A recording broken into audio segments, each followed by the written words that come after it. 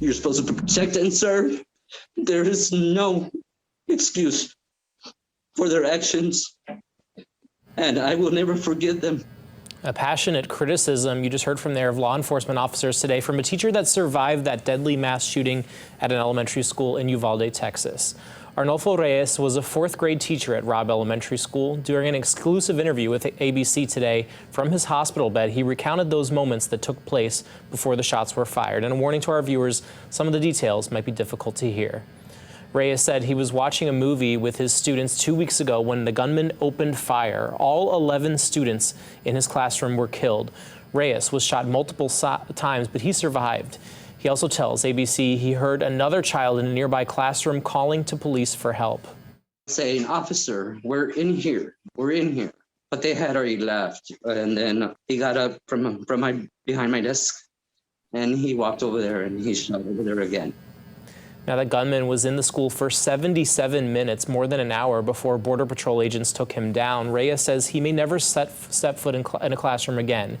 Instead, he says he wants to dedicate his life to honoring the students that he lost that day. And families of some of the victims and survivors are now suing the gunman's estate and are investigating how the gunman was able to purchase his firearm in the first place. This is all on the heels of a national debate on gun reform. KITV4's Aaron Coogan spoke to some of Hawaii's Congress members and community members on how legislation just isn't enough. With 246 mass shootings reported through June 5th of this year, national projections indicate the country is on pace to match or surpass gun violence incidents in 2021. Here at home, however, Hawaii ranks as one of the lowest in the nation for gun-related deaths. The state also hosting some of the strictest gun regulations in the country. Hawaii Senator Mazie Hirono says immediate reform at the federal level is the necessary next step to mediating the country's gun violence crisis. There is a causal connection between gun safety laws and fewer gun violence incidents. We need universal background checks, and we don't have that. Or you can buy guns outside of the parameters we currently have. You can buy ghost guns and various kinds of things. We make it really relatively easy to get assault weapons. These are weapons of war.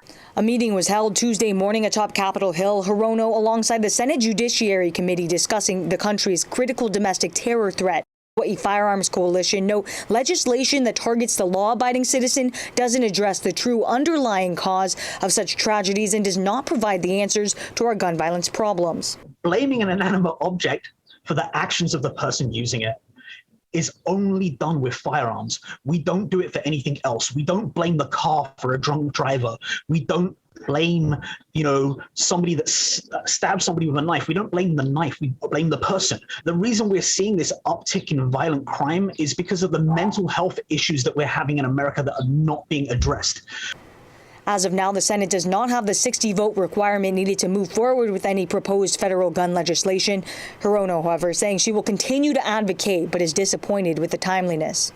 Aaron Coogan, KITV4 Island News.